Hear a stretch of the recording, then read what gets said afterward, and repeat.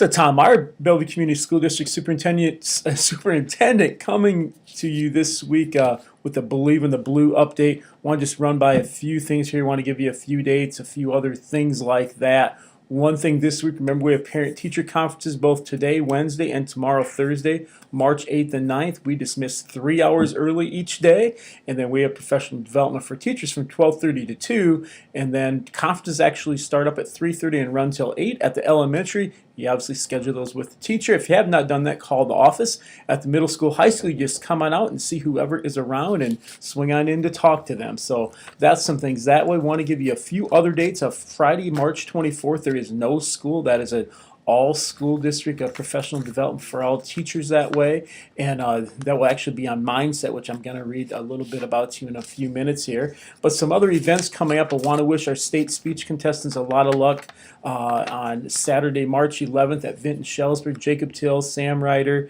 Jameson Spahn, and Anna Dunn are all competing. Have done a wonderful job at local competitions at the River Valley Conference, then also at district. So they've advanced the state, so good job to them. Saturday and Sunday is also the men's Dare basketball tournament. Bud Schrader is kind of the lead of that along with the boys basketball program.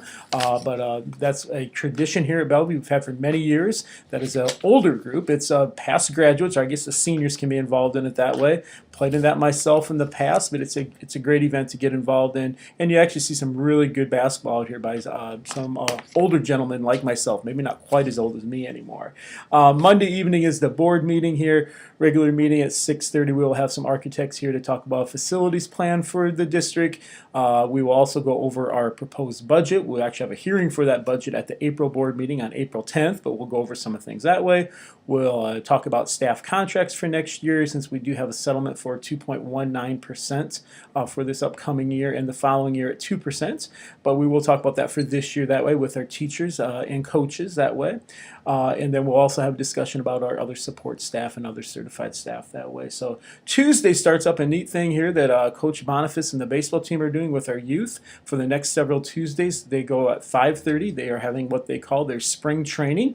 If you have not signed up for that, contact the elementary office or contact Coach Boniface one way or another. Get a hold of somebody. It's a great event that way, just to kind of get in the spring of things. Literally spring coming up that way for baseball. Spring is arriving here too. I just saw a barge going through town, going through Lock and Dam, so that definitely means spring is getting near.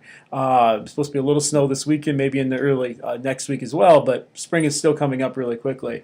Next Friday, girls and boys track have meets. Actually, the girls have a track meet at the University of Dubuque, the indoor, on the 17th, and the boys have the meet on the 18th as an indoor, and then they also have an event on the 23rd at Cornell that way too, the boys and girls together that day.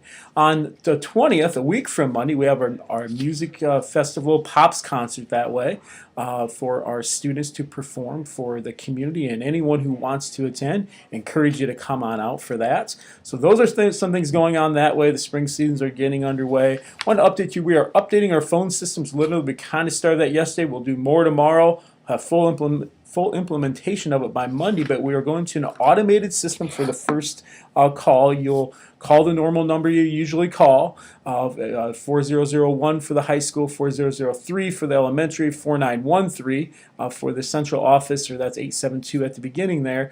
Then you will be directed to one of the choice that you want, either the elementary, middle school, high school, the business office, superintendent's office, or the transportation department that way for busing. And then you will talk to a person right there and say who you need to talk to or what message you need to leave. We will have some changes to this going on in the future, but that's just a general information for you that way. We're doing this as a cost-saving initiative. Really, we're cutting some phone lines, although everyone that has a phone right now and that you can contact, you're still going to be able to talk to them by phone. We've just done some different configurations that way. We'll save about $800 a month, and within a year and a half to 2 years maximum, we will have this entire system paid for.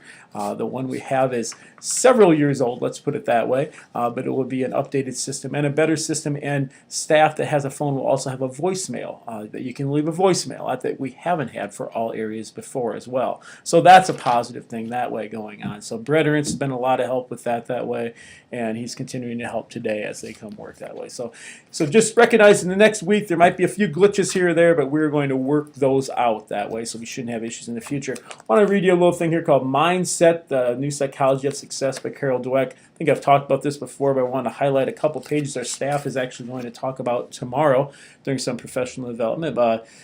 Talks about people that are really successful. They're not constantly trying to prove they're better than others. For example, they don't highlight the pecking order with themselves at the top. They don't claim credit for other people's contributions, and they don't undermine others to feel powerful. It's that team approach. It's that team effect, that aspect. We're all working on this together. These are our students, and we're going to do the best we possibly can for our students. Second part here, finally, it means creating a growth mindset environment in which people can thrive. This involves presenting skills as learnable to our students, conveying that the organization values learning and perseverance, not just ready-made genius or talent. Ultimately, we want to help people to become great.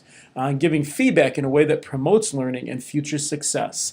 And finally, presenting managers as resources for learning. So without a belief in human development, many corporate training programs become exercise of limited value, including professional development. We want to help everyone to improve, not just a straight down the line, everyone's going to get the same thing and we're going to go from there.